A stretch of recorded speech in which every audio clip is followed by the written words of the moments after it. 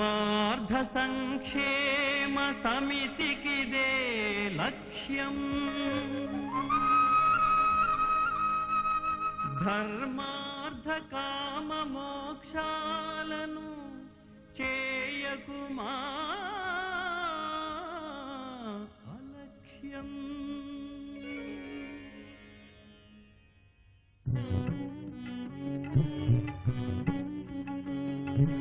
మహిమాన్విత భారతీయ సంస్కృతి శిఖరాలు విశ్వమంత వ్యాపించే జ్యోతిర్మయ మకుటాలు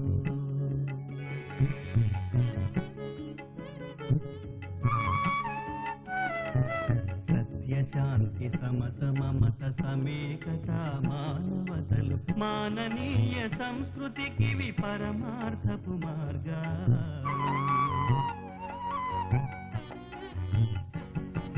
దత్తుడు బుద్ధుడు క్రీస్తు మహమ్మద్ నానక్ శంకరాది మహితాత్ములు ప్రవచించిన ప్రబోధాలు సకల పురాణేతిహాస తత్వకళ జిజ్ఞాసల దర్పణమీ చిత్రం సంస్కృతి శిఖరాలగాంచి పరవశించు ప్రతి నేత్రం హృదయం మగు పవిత్రం జీవితమగు శుభ చైత్రం.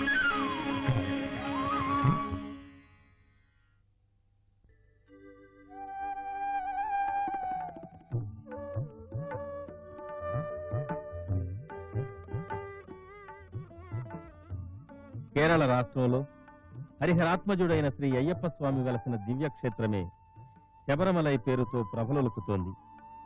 క్రమక్రమంగా తమిళనాడు, ఆంధ్ర, కర్ణాటక రాష్ట్రాల ప్రజలనే గాక మహారాష్ట్ర, మధ్యప్రదేశ్ పౌరులను కూడా ఆకర్షిస్తోంది. ఏటేటా దక్షిణ భారతం నుండి ఉత్తర భారతం వరకు తన ఉనికిని చాటుకుంటూ అయ్యప్ప లీలల్ని ఉన్నతంగా ప్రచారం గావించుకుంటూ దినదిన ప్రవర్ధమానమవుతోంది.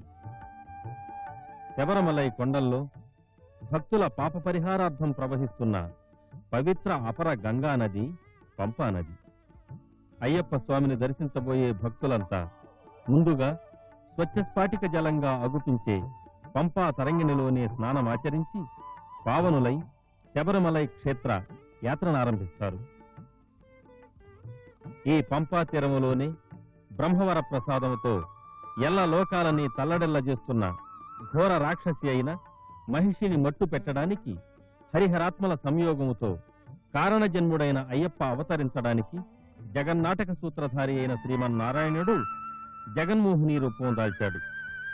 అతిలోక సౌందర్యవతి అనే జగన్మోహిని గాంచగానే మదన భీషణుడైన నాగభూషణుడు కూడా మన్మథనిలలో పడిపోయాడు. కైలాసం విడచి జపతపాదులు మరచి జగన్మోహిని క్రీగంటి చూపులకై పరితపిస్తూ వెంటపడి తాండవకేళికి బదులు శృంగార తపనల రాసకేళికై మోహినితో మోహనాట్యం చేశాడు.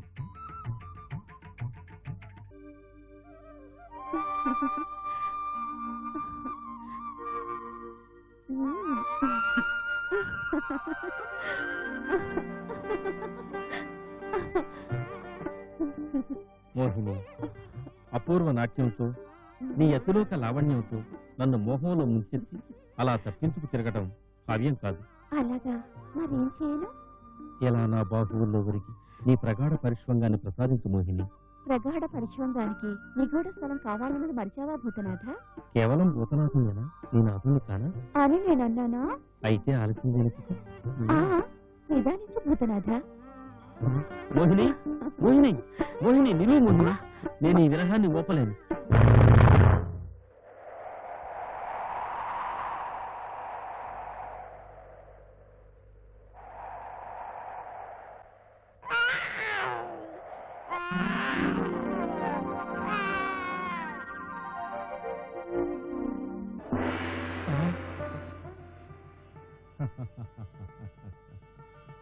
ఏకాంతంలో కాంత కనిపిస్తే కైలాసవాసుడైన కాంతాదాసుడు అవుతాడని నిరూపించావు కదా నీలకంఠ. నీ జగన్మోహిని రూపం చూసి ఈ జడధారిని కూడా పెడదారి పట్టించడం కావ్యమా నారాయణ?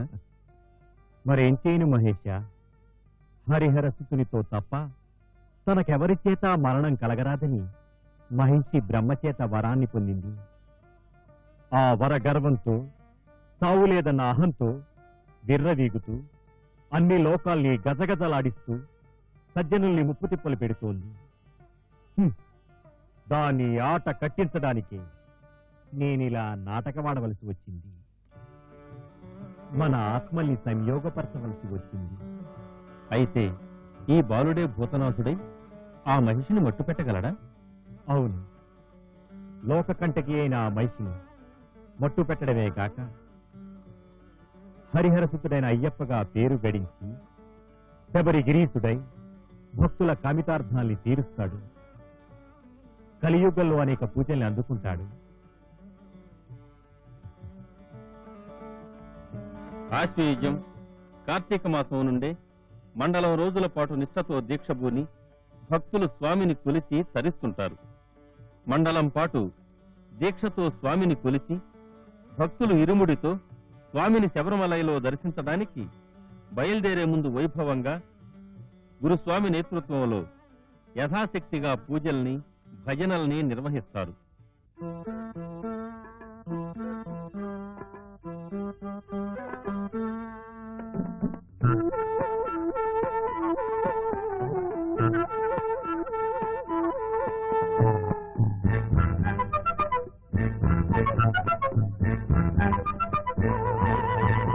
ఒక్కసారి అగుపించప్పో అయ్యప్పో చుక్కోలే ఆ నింగిలో, ఒక్కసారి అగుపించప్పో అయ్యప్పో చుక్కోలే ఆ నింగిలో.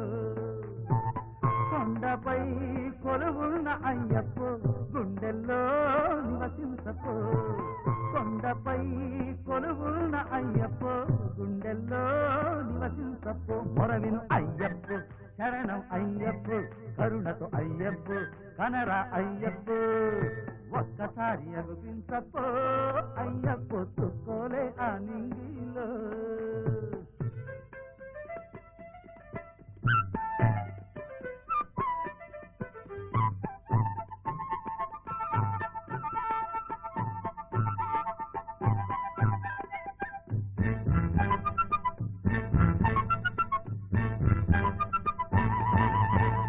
ఎదలో నీ రూపమే ఆమె కదలాడే ఎల్లప్పుడు, ఎదలో నీ రూపమే సామే కదలాడే ఎల్లప్పుడు. కన్నందున నీ జ్యోతియే ఆమె కలమోలే తేలాడే సామి. దినమంతయు నీ దివ్య లీలల్ని పాడేము నిలువెల్లను ధ్యానములో. ఎదయే గురియై నిలువగ పదమే సికమై పిలువగ. ఒక్కసారి అగుపించప్పో అయ్యప్పో చుక్కోలే ఆ నింగిలో సామే. ఒక్కసారి అగుపించప్పో అయ్యప్పో చుక్కోలే ఆ నింగిలో. గురుస్వామి గారు, అయ్యప్ప స్వామి పుట్టుపూర్వోత్తరాల గూర్చి విపులీకరిస్తారా?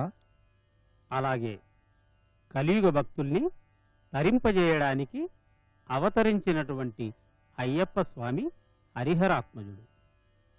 జగన్మోహిని అవతారములోనున్న మహావిష్ణువు సౌందర్యాన్ని మోహించి పరవశించిన పరమశివుడికి కలిగిన ఆ అపర భూతనాథుడే ఎల్లలోక కంటకురాలైన మహిషిని చంపడానికి కీకారణ్యంలో మణికంఠుడిగా జన్మించాడు. ఒకరోజు పందలరాజు వేటకు వెళ్ళగా అరణ్య ప్రాంతంలో మణికంఠుడు లభించాడు.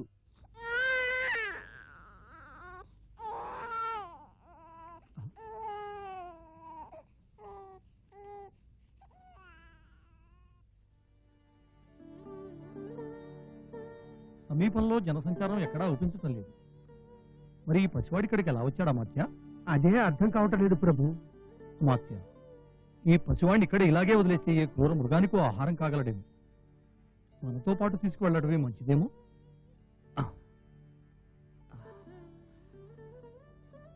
ఎవరో కనిపారేసిన అనాథ బాలుణ్ణి మనతో పాటు కోటకి తీసుకువెళ్ళటం భావ్యమంటారా మహారాజా? మీరు అనుకుంటున్నట్లు ఈ బాలుడు అనాథ కాదు రాజశేఖర. అగస్త్య మహామునింద్రులకు అభివాదం. సుపుత్ర ప్రాప్తిరస్తు.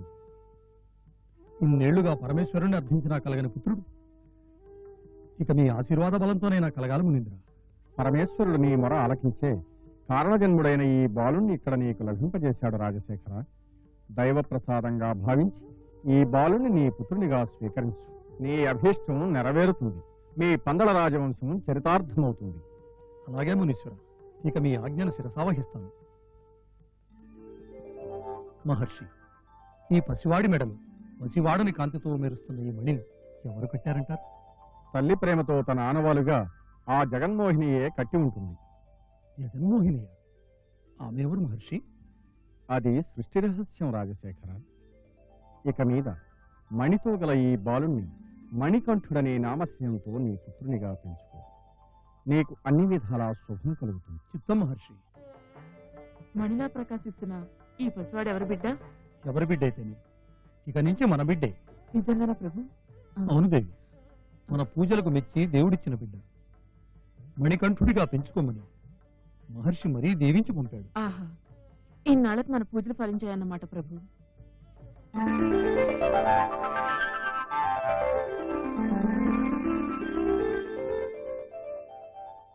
పితృదేవులకు అభివాదములు. చిరంజీవ, దీర్ఘాయుష్మాన్ భవ.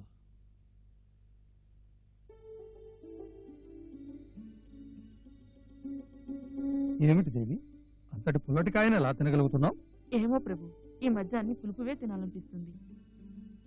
విశేషమేమైనా ఉందా? ఉంది ప్రభు, మన మణికంఠంతో పాటు మరో మణిలాంటి చిరుదీపం మన ఇంట వెలగబోతుంది. నేను తల్లిని కాబోతున్నాను. భలే భలే, నాతో ఆడుకోవడంతో తమ్ముడు రాబోతున్నాడు అన్నమాట.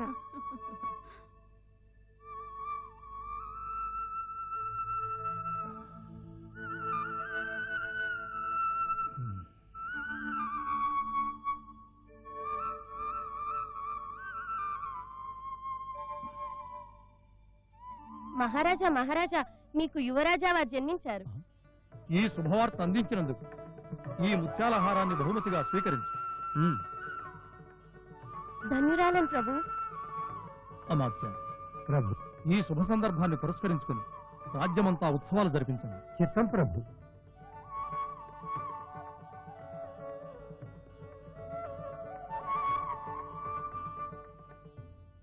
ప్రభువులు వారు ఎందుకో పిలిపించారట? అవునా మత్య, మీతో ఒక ముఖ్య విషయం చర్చించవలసి ఉంది. రండి, ఆశీనులు కండి.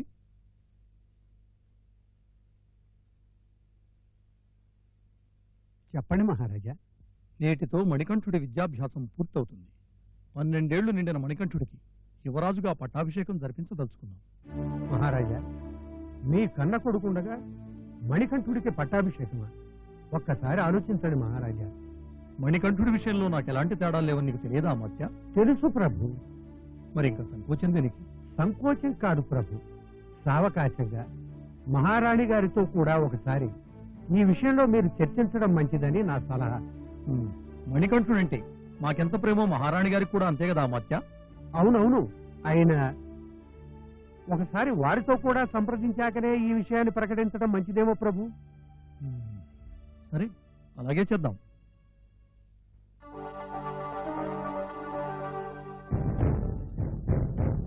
రండి రాకుమారా, రండి.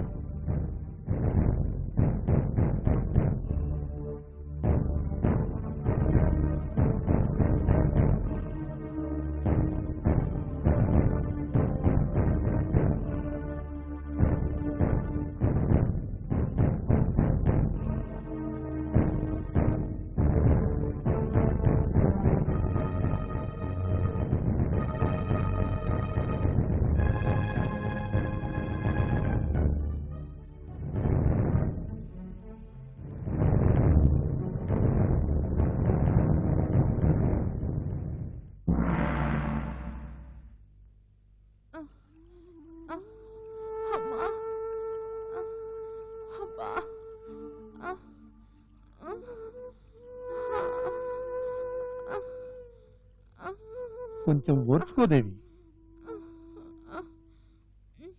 వైద్య శిఖామణి, మీ ప్రజ్ఞను జోడించి సత్వరమే రాణిగారి శిరోభారాన్ని తగ్గించండి. వైద్యాన్ని ఆరంభించండి. చిత్తం మాత్య.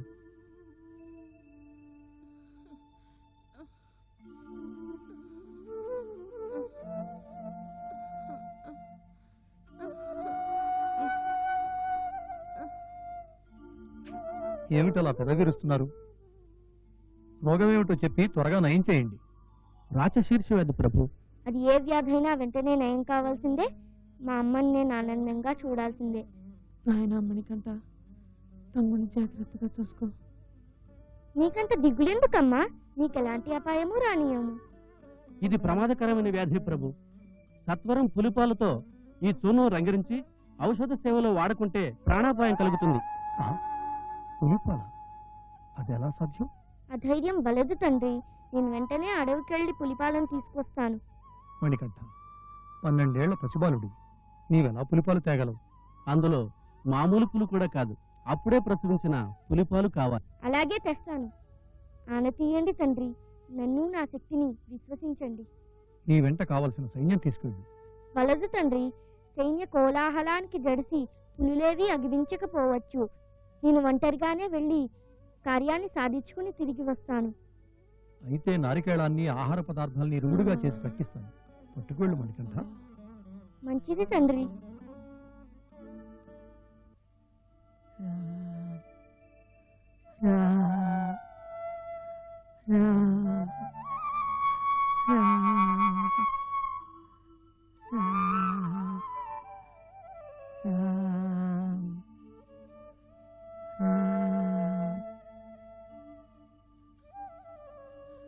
రామా, కోదండ రామ, చూపు మందగించింది, ఆయువు హరించింది. ఇంకా ఎప్పుడు దర్శనమిస్తావయ్యా? రేయనక పగలనక నీకోసం నిరీక్షిస్తున్నాను రామా. ఇంకెన్నాళ్ళీ నిరీక్షణ రామా, నా శ్రీరామ.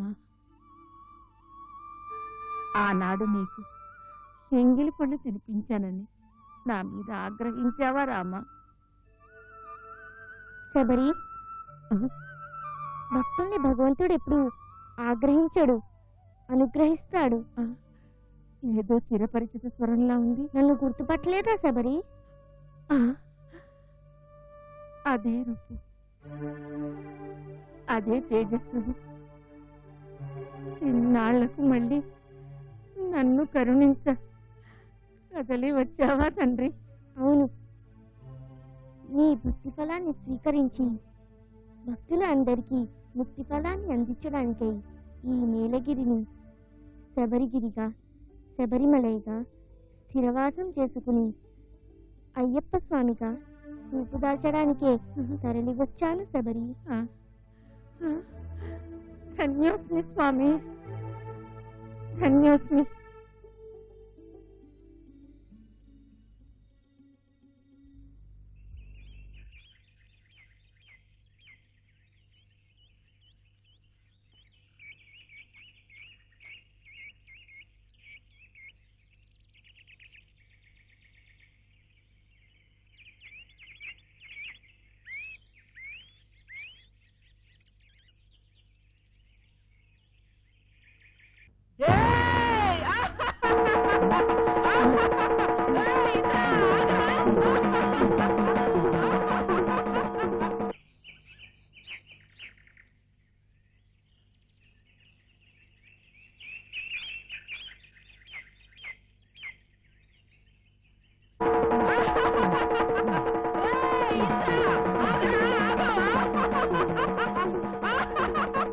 అనాథ రక్షక, దుష్ట శిక్షక, ఆర్తత్రాణ పరాయణ శంకర నారాయణ శరణు శరణు.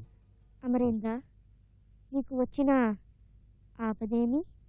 హరిహరనందన, ఆ దుష్టరాక్షసి అయిన మహిషి నుండి నన్ను నీ ఒక్కడివే కాపాడగల సమర్థుడివి. అందుకే నిన్ను శరణు వేడాను, రక్షించు. భయపడకు, నిన్నిక ఏ దుష్టశక్తి ఏమీ చేయలేదు.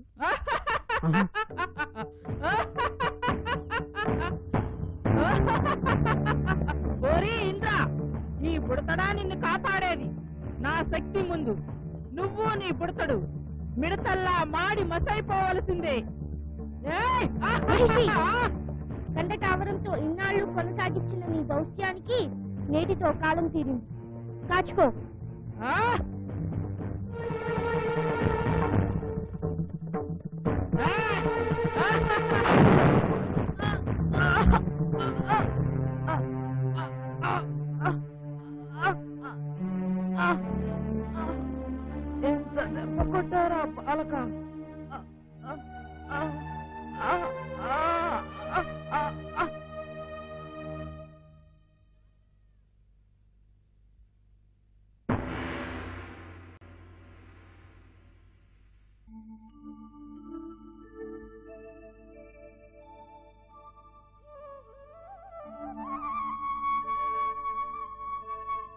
స్వామి, దత్తాత్రేయుడుగా మీరు విధించిన శాపవశాత్తు మహిషినే జన్మించి తిరిగి మీ చేతనే మరణించి శాప విముక్తురాలనయ్యాను.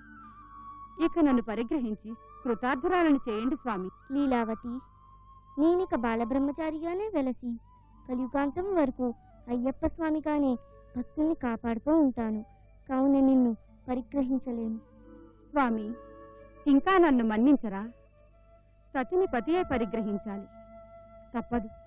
అయితే నా వామపార్శ్వమున మాలిగై పురత్తముగా మాలిగాపురములో వెలసి భక్తుల్ని అనుగ్రహిస్తూ నిరీక్షిస్తూ ఉండు. ప్రతి సంవత్సరం నన్ను దర్శించడానికి ఒక కొత్త భక్తుడు వస్తూ శరంగుత్తిలో శరాన్ని గుచ్చుతూ ఉంటాడు. కన్యస్వామిగా పిలువబడతాడు. ఏ సంవత్సరం అయితే కన్యస్వామి నా దర్శనానికి రాడో ఆ సంవత్సరమే నిన్ను పరిగ్రహిస్తాను. సరేనా? మంచిది స్వామి, మీ ఆజ్ఞ శిరసావహిస్తాను. ఆ సుదినంకై నిరీక్షిస్తూ ఉంటాను. తదాస్తు. హరిహరనందన, నన్ను మహిషిబారి నుండి రక్షించినందుకు కృతజ్ఞతగా నీకిక నేను వ్యాఘ్రవాహనం కాగలను. నా మీద ఆసీనుడవై శీఘ్రమే నీ రాజ్యానికి చేరుకో. పులిపాలను నీ తల్లికి అందించి కార్యం నెరవేర్చుకో. అలాగే.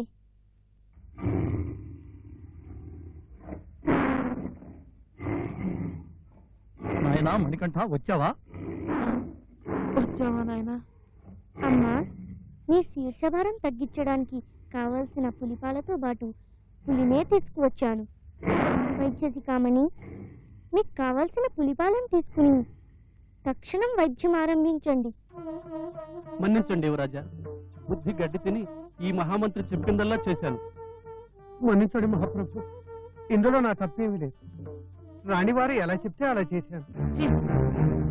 పాపాత్ముడా, నాకు ఇలా సలహా ఇచ్చి తప్పుత్రోవ పట్టించింది కాక అసత్యాలు పలుకుతున్నావా?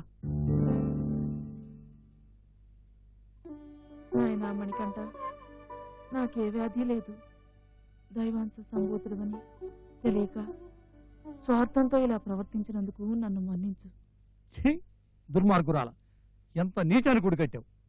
తండ్రి, తల్లి ఆశించింది లోక సహజమే. రాజ్యాన్ని తమ్ముడికే అప్పగించి నేనిక అయ్యప్పగా వెలసి భక్తుల కోరికల్ని తీరుస్తూ ఉంటాను. లేదు నాయన, నిన్ను పట్టాభిషిక్తుణ్ణి చేయాలనేదే నా సంకల్పం. కాదనకు. నేను అయ్యప్పగా భక్తుల్ని కరుణించాలన్నది విధి సంకల్పం. కావున మీ కోరిక తీర్చలేను. కానీ శబరిపీఠంపై అద్వసించే నా విగ్రహానికి పన్నలరాజ వంశీలంతా మణిమయాది ఆభరణాలతో అలంకరించవచ్చు, మీ ముచ్చట తీర్చుకోవచ్చు. ప్రతి ఏటా మకర సంక్రాంతి నాడు ఇరుముడితో వచ్చి నన్ను కొలిచే భక్తుల అందరికీ మకర జ్యోతిగా దర్శనమిస్తుంటాను. శబరిగిరి మీద మణికంఠుడు సంధించిన 18 బాణాలు 18 మెట్లుగా ఏర్పడ్డాయి. కామ, క్రోధ, లోభ, మోహ, మద మాత్సర్యాది దుర్గుణాలకు సంకేతంగా నిలబడ్డాయి. వీటిని నిర్జించిన భక్తులకే తన దర్శనం కలుగజేస్తానన్నది అయ్యప్ప అభిమతం. ఆయన అభిమతం ప్రకారమే పందళరాజైన రాజశేఖరుడు శబరిగిరిపై ఆలయాన్ని నిర్మింపజేశాడు. అంతేగాక మణికంఠుడు సంధించిన 5 బాణాలు వరుసగా ఎరుమేలి, కళుత్తైపులైలలో పడినందున అక్కడ స్వామి వరుస క్రమములో ధర్మశాస్త్రగా, వావరస్వామిగా, పూర్ణ పుష్కలాభర్తగా, భూపతిగా, యోగముద్ర దాల్చిన అయ్యప్పగా దర్శనమీయడానికి అనువుగా ఆలయాల్ని రాజశేఖరుడు కట్టించాడు. బ్రహ్మచారి అయి పులిపాలకై స్వామి ఇరుముడితో వెళ్లినందున తన భక్తులు కూడా బ్రహ్మచర్యంతోనే గాక ఇరుముడితో దర్శించాలన్నది మణికంఠుని ఆదేశం. స్వామి సన్నిధానం చేరుకోదలచిన భక్తులు ముందుగా గురుస్వామి ద్వారా మాలధారణ చేసి మండలం రోజులు దీక్షభూని నల్లని వస్త్రాలు ధరించి సన్నీటి స్నానంతో అనుదినం ఏకభుక్తంతో కటిక నేలపై పరుండి పాదరక్షలు దాల్చక నియమ నిష్టలతో మెదలాలన్నది స్వామి నిర్ణయం.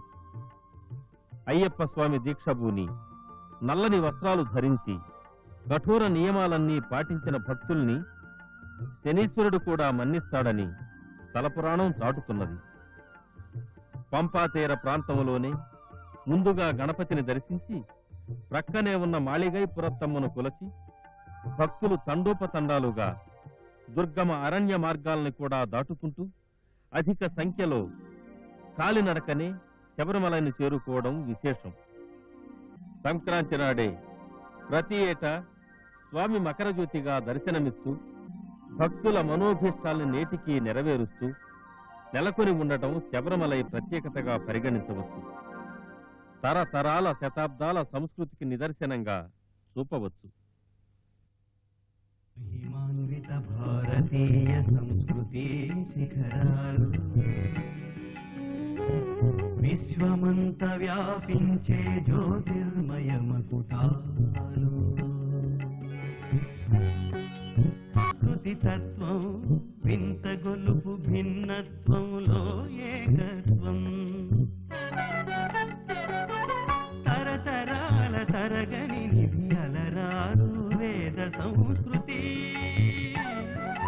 యుగ యుగాల ప్రకాశించు ఆదిత్యుని ఆకృతి సకల పురాణేతిహాస తత్వకళా జిజ్ఞాసల దర్పణమీ చిత్రం సంస్కృతి శిఖరాలగాంచి పరవశించు ప్రతి నేత్రం హృదయం మగు పవిత్రం జీవితమగు శుభ చైత్రం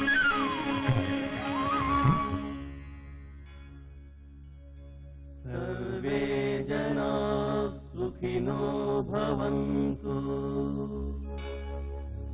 లోకాః సమస్తాః సుఖినో భవంతు.